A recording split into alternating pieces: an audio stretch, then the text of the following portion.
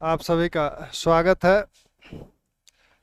Classes आप लोगों की रेगुलर चल रही हैं। राज व्यवस्था भी चल ही रहा है। ये चल रहा है। जो क्लास नहीं चल रही है उसमें आपकी अर्थव्यवस्था नहीं चल रही है। सोचता हूँ रोज कंटिन्यू करूँ, लेकिन इसके लिए क्षमा प्रार्थी हूँ। कल से उस क्लास को भी आधा घंटा 40 मिनट दूंगा। तो इतिहास में जो बात चल रही थी बंग भंग की, बंगाल विभाजन की, तो बंगाल विभाजन में जो चीज़ें देखी गई थी वो सारे चीज़ें आपको, मुझे लगता है कि ध्यान होंगी। बंगाल विभाजन में जितनी बातें बताई गई हैं वो अति आवश्यक बातें ही हैं, क्योंकि कभी कभी प्रश्न ऐसा आता है कि वो आपके तथ्यों से संबंधित नहीं रहता है, वो बिल्कुल कंसेप्चुअल प्रश्न होते हैं। तो उनको करने के लिए आपको थोड़ा सा बैकग्राउंड की आवश्यकता होती है, और बिना बैकग्राउंड के पढ़ने का आनंद भी नहीं है। तो बंगाल विभाजन में लगभग बातें हो गई थी। अब बंगाल विभाजन का जो आंदोलन था, जो स्वदेशी आंदोलन था, उसका दमन कैसे हुआ और उसके परिणाम क्या निकले। परिणाम की अगर बात की जाए उसका दमन, तो स्वदेशी आंदोलन का दमन, स्वदेशी आंदोलन का दमन और इसके परिणाम। तो पहले दमन की बात हम लोग देखें। आपने देखा था, हमने एक नाम लिया था गृह सचिव रिजले का। जब बंगाल विभाजन किया जा रहा था तो उस समय एक बात हुई थी कि गृह सचिव रिजले ने कहा कि संयुक्त बंगाल एक बड़ी ताकत है, उसको तोड़ना है। तो उस समय जो गृह सचिव थे, यानी आपके गृह सचिव का मतलब जो भारत सचिव हैं, भारत सचिव का औपचारिक नाम जो है वो आप देख लीजिएगा 1858 अधिनियम में। तो स्वदेशी आंदोलन के दमन के समय, स्वदेशी आंदोलन जब शुरू हुआ उस समय गवर्नर जनरल कौन है? उस समय गवर्नर जनरल हैं करजन। बंगाल विभाजन के समय करजन ही है 1905 तक। और इस समय जो गृह सचिव हैं वो रिजले हैं, गृह सचिव रिजले हैं। 1905 में गवर्नर जनरल मिंटो बन गए। तो अब गवर्नर जनरल कौन बन गया? अब गवर्नर जनरल इनके बाद मिंटो बन गए, मिंटो द्वितीय। इन्हें आप मिंटो द्वितीय कहते हैं। 1905 से 10। मिंटो प्रथम की बात हो चुकी है पहले। मिंटो प्रथम का जो कार्यकाल है वो आपका 1807 से 13 था। तो इस समय मिंटो प्रथम थे, इस समय मिंटो द्वितीय गवर्नर जनरल हैं। और गृह सचिव रिजले हैं। इनकी जगह कौन गृह सचिव बनता है? तो इनकी जगह जो गृह सचिव बनते हैं वो आपके मार्ले। आपने इन्हें ऐसे भी लिखा जाता है या ऐसे भी लिख लो। इनका नाम आपने सुना होगा। 1909 भारत सरकार भारतीय परिषद अधिनियम में मिंटो मार्ले सुधार की बात आपने सुनी होगी। तो ये मार्ले गृह सचिव बन गए और मिंटो गवर्नर जनरल बन गए। अब जब 1905 में ये शुरू हुआ था, बंगाल विभाजन किया गया था, उसके बाद जो आंदोलन शुरू हुआ था, तो कुछ दिन सरकार देखती रही कि कैसे आंदोलन चल रहा है, यानी वो समझ नहीं पा रही थी क्या किया जाए। बाद में सरकार ने यह रणनीति अपनाई कि कांग्रेस में दो ग्रुप उभर के सामने आ रहे हैं। एक ग्रुप आपका आ रहा है उदारवादियों का, जिसे मॉडरेट बोला जाता है, और एक ग्रुप जो है उग्रवादी या उग्रपंथियों का है, जिन्हें नेशनलिस्ट बोला जाता था। तो ये जो नेशनलिस्ट हैं और मॉडरेट हैं, ये दो ग्रुप उभर के आ रहे थे। मॉडरेट पहले से ही जो वयोवृद्ध नेता हैं कांग्रेस के, वो मॉडरेट हैं, जिसमें आपके दादा भाई नौरोजी हैं, गोखले हैं, ये भूपेंद्र नाथ बसु हैं, ऐसे भी जितने आपके आनंद मोहन बोस हैं, सुरेंद्र नाथ बनर्जी हैं, ये सभी उदारवादी हैं। और जो उग्रपंथी नेता हैं उसमें आपके लाला लाजपत राय हैं, तिलक हैं, अरविंद घोष हैं, बिपिन चंद्र पाल हैं, खरपड़े हैं। तो इस तरह के ये लोग आपके उग्रपंथी हैं। सरकार ने यह रणनीति बनाई कि दमन, समझौता और उन्मूलन, दमन, समझौता और उन्मूलन की रणनीति बनाई गई। सरकार ने ये देखा कि जो उदारपंथी लोग हैं, उदारवादी जो हैं, और जो आपके उग्रपंथी हैं, इन्हें मॉडरेट बोला जा रहा है, इन्हें नेशनलिस्ट, ये अपने को नेशनलिस्ट बोलते थे,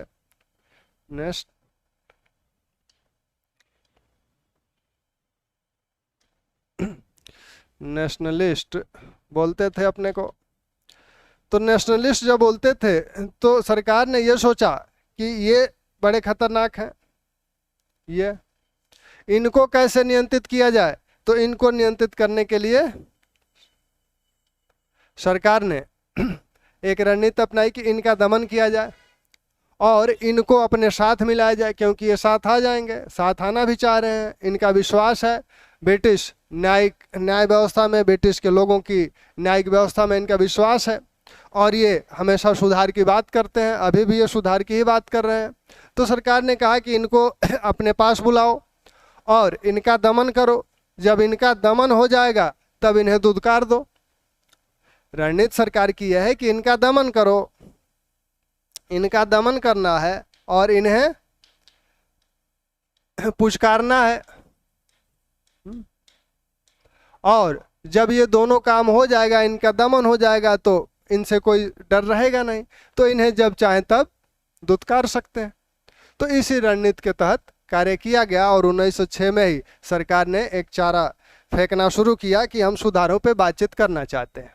लेजिस्लेटिव काउंसिल में इस तरह की बहस होने लगी। इधर आंदोलन चल रहा है, उधर लेजिस्लेटिव काउंसिल में बहस हो रही है सुधारों को लेकर।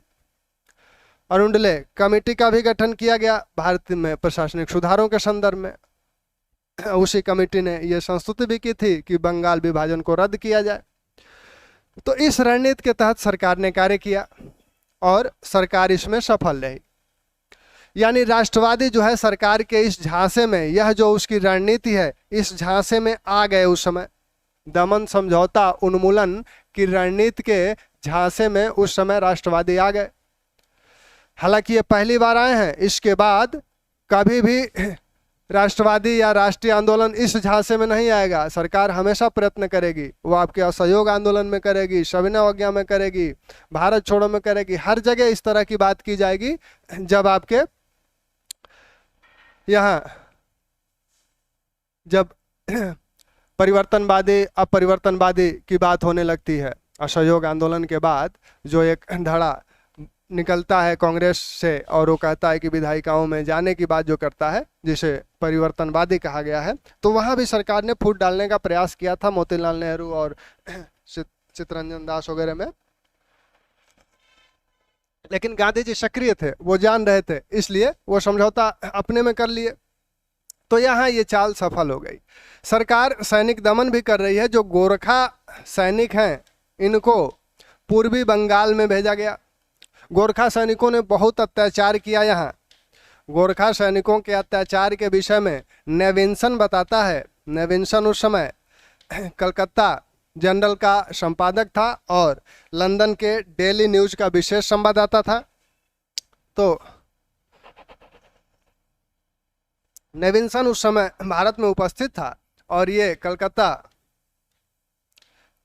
टाइम्स का संवाददाता है और लंदन के डेली न्यूज का विशेष संवाददाता है। मतलब उसने भारत में यहाँ अपनी ओर से संवाददाता इसे नियुक्त किया था, लेकिन मूल रूप से इसका संवाददाता था, विशेष संवाददाता है।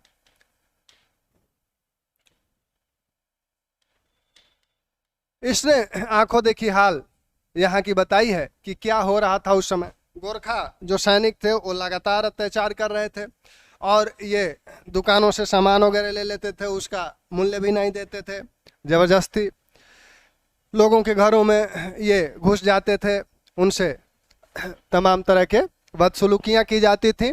तो बहुत दमन गोरखा सैनिकों द्वारा ब्रिटिश सरकार ने यहाँ करवाया। यहीं बारिशाल में एक सम्मेलन हो रहा था, प्रांतीय सम्मेलन बारिशाल का, 1906 अप्रैल में प्रांतीय सम्मेलन हुआ बारिशाल में। अप्रैल 1906 में वारिशाल में प्रांतीय सम्मेलन हुआ। जिसके अध्यक्ष वही अब्दुल रसूल थे। अध्यक्ष प्रमुख बैरिस्टर जो थे उस समय के प्रमुख बैरिस्टर अब्दुल रसूल थे। इसमें कई अन्य नेता भी शामिल थे, जैसे सूर्यनाथ बनर्जी भी थे। ये लोग वंदे मातरम गाते हुए सभा स्थल की ओर जा रहे थे, तो पुलिस ने इन्हें रोका और वंदे मातरम गाने से इन्हें रोका गया।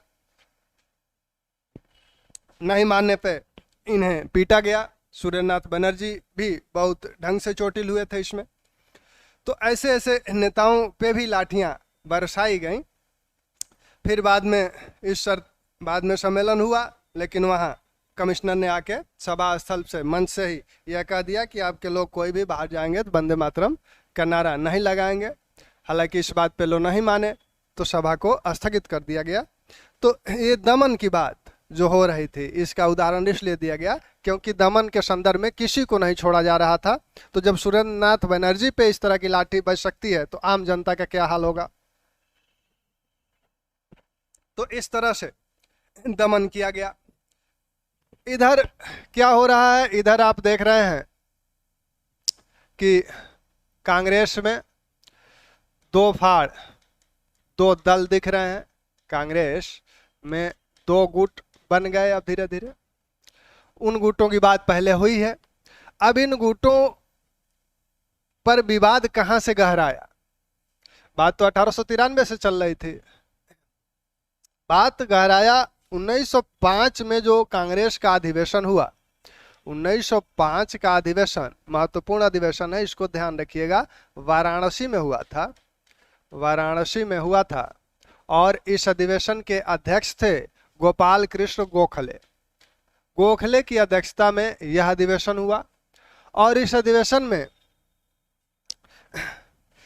जॉर्ज पंचम को, उस समय प्रिंस थे, उनके स्वागत का प्रस्ताव था, जिसे उग्रपंथियों ने नहीं माना। वो स्वागत के लिए राजी नहीं थे। तो सब्जेक्ट कमेटी में यह विवाद उत्पन्न हुआ। फिर इन लोगों ने, उग्रपंथियों ने कहा हम लोग खुले अधिवेशन में इसका विरोध करेंगे।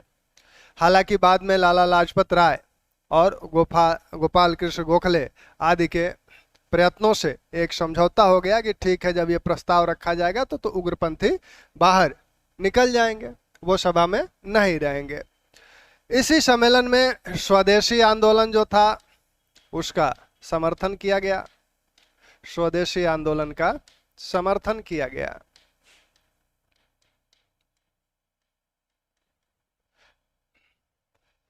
यह प्रस्ताव मदन मोहन मालवीय ने रखा था।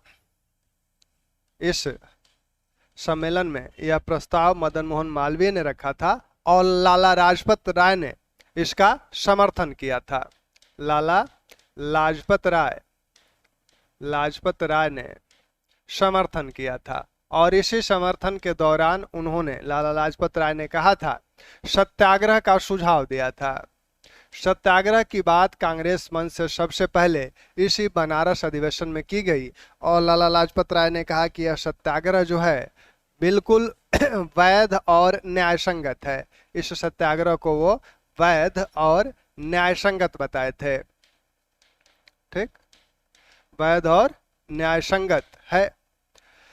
तो सत्याग्रह की बात इसी समय पहले की गई। तो यहाँ से बात गहराती चली गई। 1906 का अधिवेशन होना था। 1906 का अधिवेशन कलकत्ता में होना था। 1905 में ही तय हो गया था कि कलकत्ता में यह अधिवेशन होगा। अब इस अधिवेशन में उग्रपंथी अपना अध्यक्ष बनाना चाहते हैं। तिलक लाला लाजपत राय का समर्थन कर रहे थे। वो चाह रहे थे कि लाला लाजपत राय इसमें अध्यक्ष बन जाए। इसका समर्थन खरपड़े भी कर रहे थे। तो तिलक किसको चाह रहे हैं? तिलक चाह रहे थे कि लाला लाजपत राय अध्यक्ष बने। इसका समर्थन खरपड़े ने भी किया था। इसका समर्थन खरपड़े, महाराष्ट्र के नेता हैं, खरपड़े ने भी किया था। ठीक। इधर बिपिन चंद्र पाल क्या कह रहे हैं? बिपिन चंद्र पाल चाह रहे हैं कि तिलक अध्यक्ष बने। बिपिन चंद्र पाल चाहते थे कि तिलक अध्यक्ष बने, तिलक अध्यक्ष बने। तो उग्रपंथी अपने हिसाब से अपनी योजना बना रहे हैं कि कौन अध्यक्ष बने। उधर उदारवादी ये जानते हैं कि अगर नेतृत्व इनके हाथ में चला गया तो ये जो चाहे प्रस्ताव पारित कराएंगे। तो उदारपंथियों ने सब्जेक्ट कमेटी में या स्वागत समिति में किसी प्रकार का कोई डिस्कशन किए बगैर, स्वागत समिति के जो अध्यक्ष थे भूपेंद्र नाथ बसु, उन्होंने दादा भाई नौरोजी को पत्र लिख दिया कि आइए कलकत्ता अधिवेशन की अध्यक्षता करिए। नौरोजी उस समय लंदन में थे, वो लंदन से आए और भारत के सबसे वयोवृद्ध नेता माने जाते हैं। नौरोजी का विरोध कोई नहीं कर सकता था। न उग्रपंथी भी उनका सम्मान उसी तरह करते थे जैसे उदारवादी करते थे। तो नौरोजी को ये कार्ड खेल दिया गया भूपेंद्र नाथ बसु द्वारा और स्वागत समिति के अध्यक्ष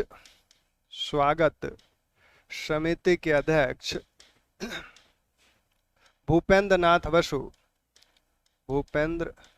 बसु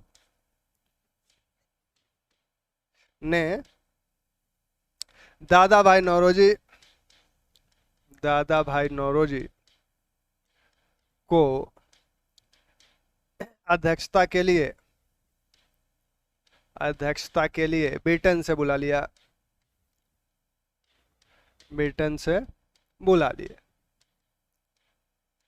तो ब्रिटेन से इन्हें बुला लिया गया। अब कोई विरोध नहीं करने वाला, लेकिन जो प्रस्ताव है वो तो पारित होंगे ही होंगे।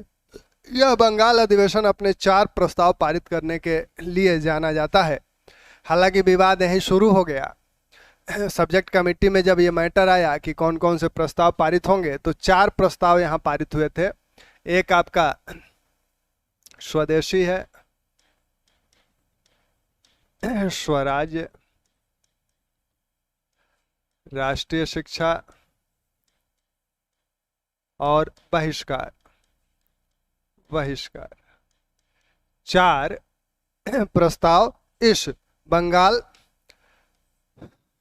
1906 कलकत्ता अधिवेशन में ये 4 प्रस्ताव पारित हुए। स्वदेशी, स्वराज्य और राष्ट्रीय शिक्षा तथा बहिष्कार। सर्वाधिक विवाद इन 2 पे था, दोनों क्या तीनों पे है। बहिष्कार और स्वदेशी की बात जो की गई थी, तो बहिष्कार में उग्रपंथी जो कह रहे थे कि पूरे यह बहिष्कार सभी का किया जाए, सिर्फ विदेशी वस्तुओं का ही ना किया जाए, बल्कि उनसे संबंधित जितनी चीज़ें हैं उनका ही बहिष्कार किया जाए। और जो लोग अवैतनिक पद पे हैं वो भी इस्तीफा दे दें, जो विधानसभाओं के मेंबर्स हैं वो भी इस्तीफा दे दें, और ब्रिटिश सरकार से सभी प्रकार के समर्थन वापस लिए जाएं। इस तरह के बहिष्कार की वो बात कर रहे हैं। सब्जेक्ट कमेटी में खैर तय हो गया बहिष्कार का मसौदा कि इस पे बात होगी। सब्जेक्ट कमेटी में बहुत एक तरह से गर्मा गर्म बहस भी हुई।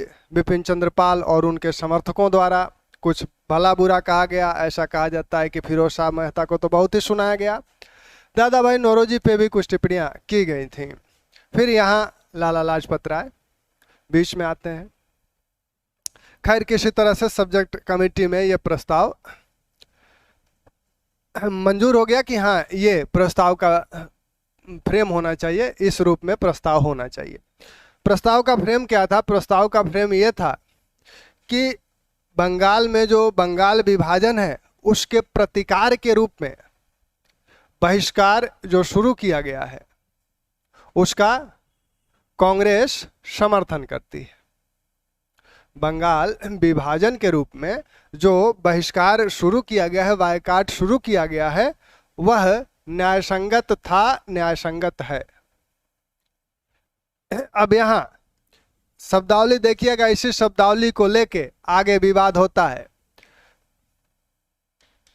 बंगाल विभाजन के प्रतिकार के रूप में, प्रतिवाद के रूप में या प्रतिकार के रूप में बंगाल में जो बायकॉट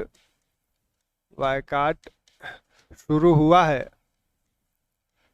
हुआ है वह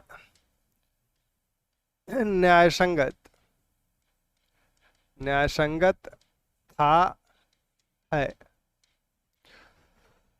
आगे भी ऊपर भी कुछ बातें कही जाती हैं कि जैसा कि सभी जानते हैं कि सरकार में भारतीयों की भागीदारी नहीं है और हमारी बातों को कहीं सुना नहीं जाता है, इसलिए बंगाल विभाजन के प्रतिकार में बंगाल में बायकॉट आंदोलन शुरू किया गया है जो कि न्यायसंगत था और न्यायसंगत है। यह बात थी इतनी सी। अब इस पे जब ये खुले अधिवेशन में रखा गया प्रस्ताव, तो अंबिका चरण मजूमदार ने इस प्रस्ताव को रखा था। इस प्रस्ताव को रखा किसने? अंबिका चरण मजूमदार, उदारवादी नेता हैं, अंबिका चरण मजूमदार ने इसे रखा। अंबिका चरण मजूमदार ने इसे रखा और इस पर बात करने के लिए कौन आया, समर्थन कौन किया? बिपिन चंद्र। तो बिपिन चंद्र इसका समर्थन करने के लिए खड़े हुए। तो उन्होंने इसकी व्याख्या क्या की? उन्होंने कहा कि बहिष्कार का ये मतलब है कि ब्रिटिश सरकार से हर स्तर पर संबंध जो है उसको समाप्त करना, पदों से इस्तीफा देना, अवैतनिक पदों से, विधान परिषदों के पदों से, बोर्ड में जो लोग न्यायपालिका बोर्ड में, स्थानीय बोर्ड में हैं वो सब इस्तीफा दें, विदेशी वस्तुओं का बहिष्कार तो है ही। इसी बीच गोखले खड़े हुए बीच में और उन्होंने फिर इस प्रस्ताव को पढ़ के सुनाया और कहा कि यह जो प्रस्ताव है इसके तहत अगर कोई बहिष्कार में शामिल है तो वो ठीक है, लेकिन इससे बाहर अगर कोई जाना चाहता है तो स्वतंत्र है वो जाए, लेकिन कांग्रेस का नाम न ले। यानी उदारवादी कह रहे हैं कि ये सिर्फ बंगाल में है। एक तो बात कि सिर्फ बंगाल में रहेगा, हालांकि इस शब्दावली से यह स्पष्ट नहीं है कि सिर्फ बंगाल में रहेगा। दूसरी बात, बहिष्कार का दायरा बहुत बड़ा है और ये बंगाल में रहेगा। बहिष्कार का दायरा जो है, बहिष्कार का दायरा बढ़ाने की बात बहुत विस्तृत रूप में वो देखते हैं उग्रपंथी, और इसे पूरे भारत में देखते हैं, पूरे भारत के लिए देखते हैं कि यह जो बहिष्कार आंदोलन, स्वदेशी आंदोलन शुरू किया गया है यह पूरे भारत में प्रसारित हो। तो ये उग्रपंथी इसके समर्थक हैं और उदारवादी क्या कह रहे हैं कि नहीं, इसका दायरा जो है बहुत सीमित है, सिर्फ विदेशी वस्तुओं तक सीमित है, और दूसरा ये पूरे भारत में नहीं है, सिर्फ बंगाल में है। ठीक। तो ये इस बात पर विवाद था। बाद में तिलक ने अपने पत्र में गोखले का जवाब दिया और गोखले के जवाब में ये कहा कि यह जो बात कही गई है इससे कहीं स्पष्ट नहीं है कि यह सिर्फ बंगाल के लिए है, क्योंकि अगर बंगाल के लिए होता तो यहाँ न्यायसंगत के आगे लिखा होता बंगाल के लिए, यानी बंगाल विभाजन के प्रतिवाद के रूप में बंगाल में जो बायकॉट शुरू किया गया है वह न्यायसंगत था है। यहाँ अगर जोर दिया जाता बंगाल के लिए न्यायसंगत था है, तब स्पष्ट हो जाता कि सिर्फ बंगाल की यहाँ बात की जा रही है, यहाँ अस्पष्टता है। तो तिलक ने साफ कह दिया कि प्रस्ताव सर्वसम्मति से पारित हुआ है और इस प्रस्ताव में इससे भिन्न व्याख्या करने की न तो अध्यक्ष की शक्ति है न ही सचिव की शक्ति है। यानी अध्यक्ष भी इस प्रस्ताव के विषय में ये नहीं कह सकता कि सिर्फ बंगाल तक ये सीमित है। तो इस तरह से उग्रपंथी अपनी उग्रवादी अपनी बात, उग्रपंथी अपनी बात रखते हैं। इन्हें ही गर्मपंथी कह लीजिए, इन्हें ही आप कहीं कहीं गर्मपंथी भी कहेंगे, उग्रपंथी भी कहेंगे, है? तो ये गर्मपंथी हैं और वो लोग क्या हैं, नरमपंथी हैं। ठीक, तो ये गर्मपंथियों का मानना है कि ये है, दायरा बहुत अधिक है और पूरे भारत में इसे होना चाहिए। फिर जो स्वदेशी वाला प्रस्ताव है, स्वदेशी वाले प्रस्ताव पर भी विवाद था। स्वदेशी जो प्रस्ताव है, इसमें यह कहा गया था कि भारत कांग्रेस हृदय से स्वदेशी का स्वागत करती है और सभी भारतीयों से यह अपील करती है कि वो लोग स्वदेशी को अपनाएं और कुछ त्याग करके भी स्वदेशी को बढ़ावा दें। तो यह जो कुछ त्याग शब्द था, इस पे नरमपंथियों को ऐतराज था और इस प्रस्ताव को आनंद चार्लू ने रखा था, स्वदेशी वाले प्रस्ताव को, और इस पर तिलक ने इसका समर्थन किया था। और उसमें ये नरमपंथी जो उसकी व्याख्या करते हैं स्वदेशी का, वो कहते हैं कि यह सिर्फ कुछ उच्च वर्ग के लोगों द्वारा अपनाया जाता है, विदेशी वस्तुएं उन्हीं द्वारा प्रयोग किया जाता है। लेकिन जब समर्थन में तिलक खड़े हुए तो उन्होंने कहा कि सर्वाधिक विदेशी वस्तुएं मध्यम वर्ग द्वारा प्रयोग की जाती हैं, मध्यम वर्ग द्वारा प्रयोग की जाती हैं। तो मध्यम वर्ग से अपील की जानी चाहिए कि वो लोग स्वदेशी अपनाएं। विदेशी वस्तुएं सर्वाधिक मध्यम वर्ग द्वारा प्रयोग की जा रही हैं, तो इनसे अपील किया जाए कि वो लोग स्वदेशी अपनाएं, तब यह सफल हो पाएगा। स्वराज के विषय में जो विवाद था, स्वराज के विषय में यह था प्रस्ताव जो बंगाल में पारित हुआ था, कलकत्ता में जो पारित हुआ था प्रस्ताव, वो था कि जहां स्वायत्त शासी व्यवस्था है ब्रिटेन के जिन उपनिवेशों में, उस तरह की व्यवस्था भारत में भी लागू करने की बात थी। तो यहां तो ये स्वराज का प्रस्ताव ठीक है अपने रूप में। अब 1907 का जो अधिवेशन होना है कांग्रेस का, वह नागपुर में होना है और नागपुर तिलक का गढ़ है। नागपुर में जब ये अधिवेशन होना था तो वहाँ नरमपंथियों को लगा कि यहाँ दिक्कत होगी हमें। तो इन वक्त पर सब्जेक्ट कमेटी में जब झगड़ा शुरू हुआ तो इन वक्त पर इस को बदल के स्थान सूरत कर दिया गया। यहाँ ये नरमपंथियों का गढ़ है। तो सूरत में ये 1907 में नागपुर होना था, लेकिन सूरत में इसे आयोजित किया गया। और सूरत में जब इसे आयोजित किया गया तब यहाँ अध्यक्ष बनाने की बात थी। तो अध्यक्ष तो घोष बन गए, उसमें तो कोई विवाद नहीं। विवाद इनके बनने को लेके था, क्योंकि इन्होंने गवर्नर जनरल की काउंसिल में गर्मपंथियों के विरुद्ध एक बयान दिया था, जिसमें इनकी आलोचना की गई थी। गर्मपंथी ये कह रहे हैं कि या तो उस बयान का जो अंश है जिसमें गर्मपंथियों की आलोचना की गई है उस पर माफ़ी मांगे, या हम लोग अपना प्रस्ताव रखें उस पर। इस बात के लिए सब्जेक्ट कमेटी तैयार नहीं हुई। अंततः जब इन्हें चुनाव का प्रस्ताव रखा गया तब तिलक भी आकर मंच पे खड़े हो गए और कहे कि हम भी अपना प्रस्ताव रखेंगे। लोगों ने कहा कि नहीं, न रखिए। तो तिलक वहीं अपना नेविंसन, इसका आंखों देखी हाल बताते हैं कि सूरत में क्या हुआ। उन्होंने अपना दोनों हाथ ऐसे बांध के खड़े हो गए और उदारपंथियों के कुछ लोग आके उन्हें हटाने लगे, लेकिन गोखले आके उन्हें घेर लिए कि इनके तिलक को चोटिल न किया जा सके। तो तिलक को बचाने में गोखले प्रयास कर रहे हैं। अब यह आरोप लगाया गया कि तिलक के जो समर्थक हैं वो बरार उनका क्षेत्र था, तो बरार से वो लठैतों को लाए हैं, व्यायामशाला के शिक्षकों को लाए हैं, वहाँ से मजदूरों को लाए हैं कि यहाँ अगर इस तरह की बात हो, झगड़े आदि की बात हो, तो उसमें हम लोग बाजी मारें। और ये आरोप लगाया गया नरमपंथियों पे कि इन लोगों ने बोहरा जो मुस्लिम गुंडे थे उनको बुलाया था और वो लोग लाठी लेके पंडाल के बाहर और पंडाल के अंदर तैनात किए गए थे। तभी जब ये सब चल रहा था तभी एक मराठी जूता मंच पे आया और कहा जाता है कि फिरोज शाह के कंधे से होते हुए सुरेंद्रनाथ बनर्जी के मुंह को छू के निकल गया। जब ये मराठी जूता मंच पे आया तभी अब खेल शुरू हो गया, कुर्सियों से लोग प्रहार करने लगे 10-15 मिनट तक। ये सब हिंसा चली, पुलिस आई, सभा स्थल को खाली कराई। तो 10-15 मिनट में कांग्रेस का बना बनाया खेल बिगड़ गया। इस सूरत में जो मामला था वो ये था कि यहाँ गरमपंथी कह रहे हैं कि जो कलकत्ता के 4 प्रस्ताव हैं, ये प्रस्ताव पुनः यहाँ पारित किए जाएं और उसी रूप में पारित किए जाएं। उन्हें यह संदेह है कि ये लोग प्रस्तावों से हटना चाहते हैं। तो ये कहा गया कि चारों प्रस्ताव पारित किए जाएं। ये गरमपंथी मांग कर रहे हैं, नरमपंथी इस पे आनाकानी कर रहे हैं। नरमपंथियों के ओर से सबसे हठधर्मितापूर्ण रुख अपनाया था मेहता ने।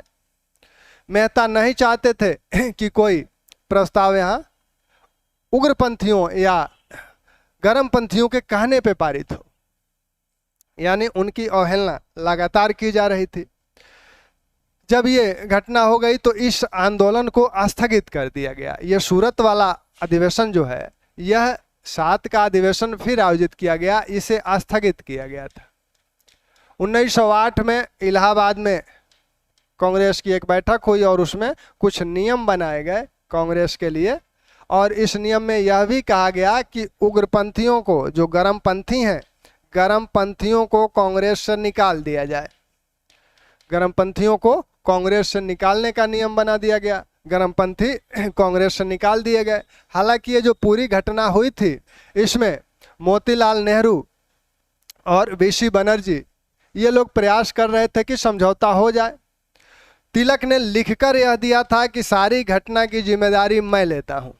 तिलक ने सारी घटना की जिम्मेदारी स्वयं ले ली, लेकिन फिरोज शाह मेहता की हठधर्मिता के कारण इन्हें, तिलक को पुनः कांग्रेस में नहीं आने दिया गया। हालांकि 1906 में ही तिलक कह चुके हैं कि कोई नहीं चाहता कांग्रेस को तोड़ा जाए, लेकिन कांग्रेस जो वर्ष में सिर्फ एक सम्मेलन करती है और ब्रिटेन अपने शिष्टमंडल भेजती है, क्या यही करके वह संतुष्ट होना चाहती है? हम लोग नहीं चाहते कि सिर्फ इसी से संतुष्ट हुआ जाए।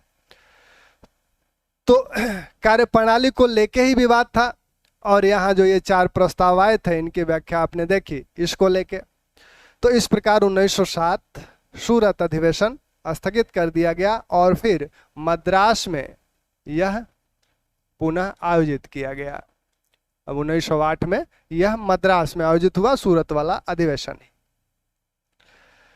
तो यहाँ आपने जो तथ्य आपको ध्यान रखने वाले हैं वो ये है कि वाराणसी अधिवेशन कब हुआ? 1905 में हुआ। अध्यक्ष कौन है? गोपाल कृष्ण गोखले हैं। वहाँ स्वदेशी जो आंदोलन है उसका समर्थन संबंधी एक प्रस्ताव पारित हुआ। हालांकि मतभेद उसी समय बनारस में उत्पन्न हो गए थे, लेकिन लाला लाजपत राय के बीच बचाव से वहाँ बात बन गई। फिर 1906 का अधिवेशन कलकत्ता में हुआ। दादा भाई नौरोजी इसके अध्यक्ष हैं, और इस समय 4 प्रस्ताव कांग्रेस द्वारा पारित किए गए। इन 4 प्रस्तावों को ध्यान रखिएगा, ये बार बार पूछे जाते हैं। स्वदेशी, बहिष्कार, स्वराज और राष्ट्रीय शिक्षा। तो 4 प्रस्ताव ये पारित हुए। इन प्रस्तावों को लेकर, इनकी व्याख्या को लेकर, प्रस्तावों की व्याख्या को लेकर नरमपंथियों और उग्रपंथियों में विवाद बढ़ गया। नरमपंथी और गरमपंथियों में विवाद बढ़ गया। इसी समय ये जो प्रस्ताव है आपके, जो बहिष्कार वाला प्रस्ताव है, इसको रखा किसने था? खुले अधिवेशन में इस प्रस्ताव को मदन मोहन मालवीय ने तो वहां रखा था। इस प्रस्ताव को किसने रखा? बहिष्कार वाले प्रस्ताव को यहाँ आपने देखा था, ये अंबिकाचरण मजूमदार इस प्रस्ताव को रख रहे हैं और बिपिन चंद्र इसका समर्थन कर रहे हैं। वैसे ही जो ये वाला प्रस्ताव था, स्वदेशी वाला, इस प्रस्ताव को रखा था पी आनंद चार्लू ने, और इसका समर्थन किया था तिलक ने। ठीक, तो इनको भी थोड़ा ध्यान रखिएगा। इस सूरत, फिर 1907 सूरत अधिवेशन हुआ। सूरत अधिवेशन की आंखों देखी हाल बताते हैं नेविन्सन की बात पहले हो ही चुकी है दमन में कि ये कहाँ के? कलकत्ता जनरल के संवाददाता हैं और ब्रिटेन के लंदन का जो पत्र था डेली न्यूज उसके विशेष संवाददाता हैं और ये उस समय उपस्थित थे। इन्होंने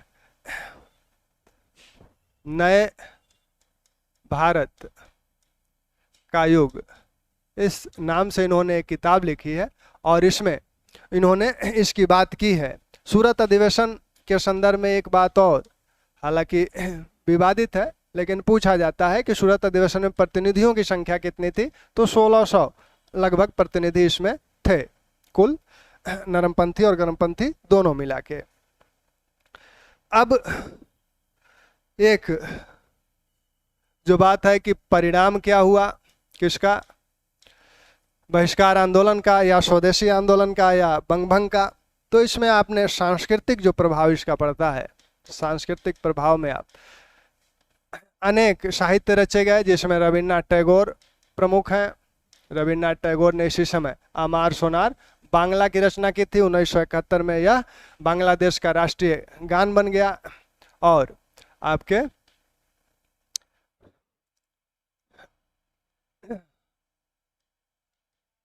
सैयद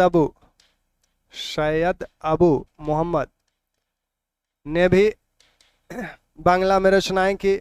द्विजेंद्र लाल राय ने भी बांग्ला में रचनाएं की। इसी समय एक रचना आपकी दक्षिणारंजन मित्र मजुमदार, दक्षिणारंजन मित्र मजुमदार ने ठाकुर मार झोली की रचना की।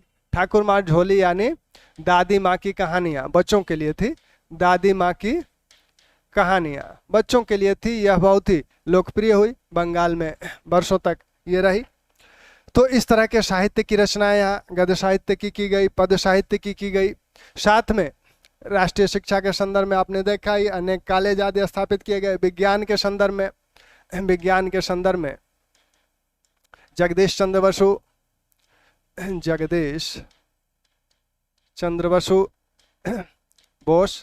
चंद्र बोस जैसे लोग यहाँ देखने को मिलते हैं। वैसे ही आपके कला के क्षेत्र में अवनिंद्र नाथ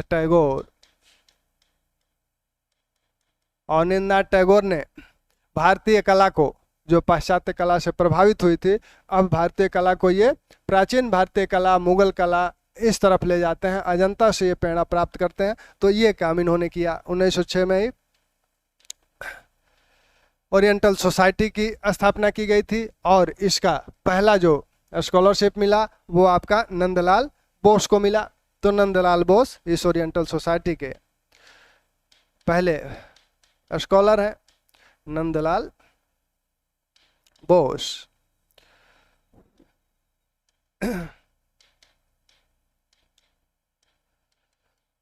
तो इसका प्रभाव आपको साहित्य पे दिख रहा है, विज्ञान पे दिख रहा है, कला पे दिख रहा है। और स्वदेशी आंदोलन के लिए जो उद्योग धंधे आज शुरू किए गए, कई उद्योग भावावेश में शुरू किए गए, लेकिन मूलतः वो लोग व्यापारिक बुद्धि या व्यापारिक जो क्षमता होनी चाहिए वो नहीं थी, इसलिए वो उस भावावेश में शुरू तो किए गए लेकिन आगे नहीं बढ़ सके। लेकिन बंगाल केमिकल्स आगे बढ़ सका प्रफुल्ल चंद के नेतृत्व में।